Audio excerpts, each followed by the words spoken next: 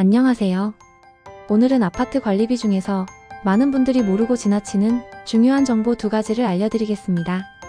매달 관리비를 내고 계신다면 받을 수 있는 돈인데 모르고 지나치면 적게는 수십만 원에서 많게는 수백만 원까지 손해를 볼 수 있습니다. 관리비를 납부하는 분들이라면 반드시 챙겨야 할 2가지, 그리고 그 돈을 어떻게 돌려받을 수 있는지 하나씩 자세히 설명드리겠습니다. 바로 시작하겠습니다. 우리가 매달 납부하는 관리비에는 다양한 항목이 포함되어 있습니다. 그 중에서도 특히 주목해서 보셔야 할 부분이 장기수선충당금입니다. 장기수선충당금이란 아파트 내 주요 시설을 유지 보수하기 위해 적립하는 특별 관리비입니다. 쉽게 말해 아파트 외벽 도색이나 승강기 수리 및 교체, 공동 배관 공사 등 건물 노후화에 대비해 유지 보수를 위해 모으는 돈입니다. 이 장기수선충당금은 300세대 이상의 아파트나 승강기가 있는 공동주택, 중앙난방 또는 지역난방이 적용된 공동주택에서는 의무적으로 부과되며 매달 관리비에 포함되어 청구됩니다. 차이는 있지만 적게는 몇천 원에서 많게는 몇만 원까지 나올 수도 있습니다. 이 장기수선충당금을 나중에 돌려받으실 수 있습니다. 여기서 중요한 점은 이 돈을 세입자가 아니라 집주인이 부담해야 한다는 것입니다.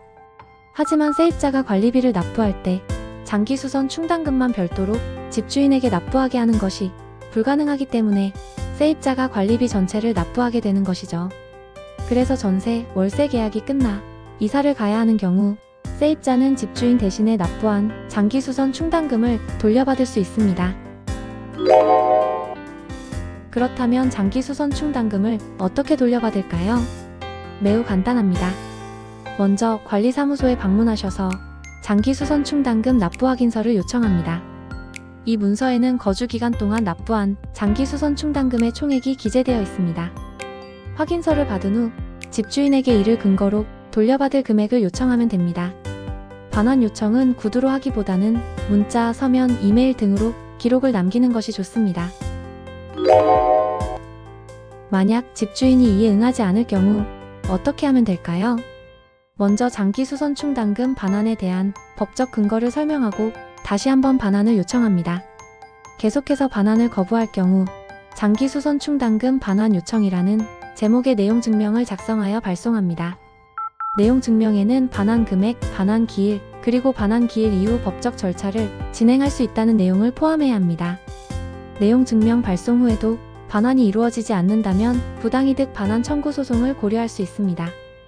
이는 소액 민사사건으로 진행이 되므로 일반 민사소송보다 빠르게 판결을 받을 수 있으며 임대차 계약서상의 임대인의 인적사항을 기초로 지급명령을 신청할 수도 있습니다. 이 사실을 몰라서 그냥 지나치면 상당한 금액을 손해보게 되는 것이죠. 여기서 주의하실 점은 바로 수선유지비와 혼동하지 않는 것입니다.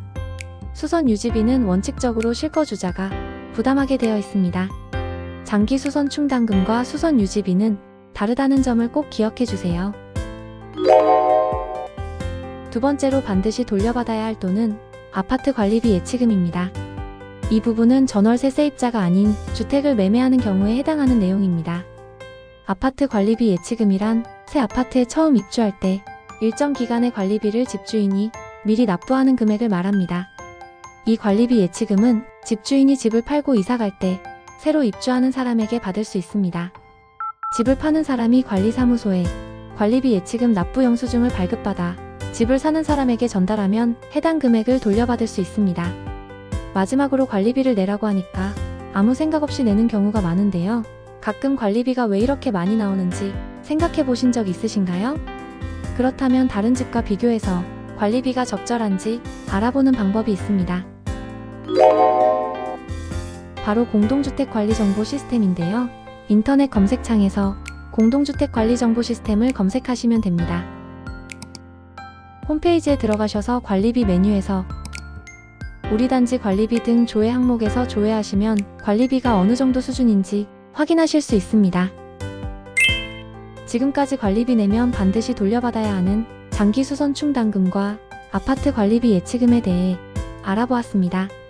정리해서 말씀드리면 장기수선충당금은 집주인이 부담해야 하는 비용으로 세입자가 대신 납부한 경우 이사할 때 돌려받을 수 있으며 아파트 관리비 예치금은 신축 아파트에 입주한 집주인이 아파트 매매 시 새로운 입주자로부터 돌려받을 수 있는 돈입니다.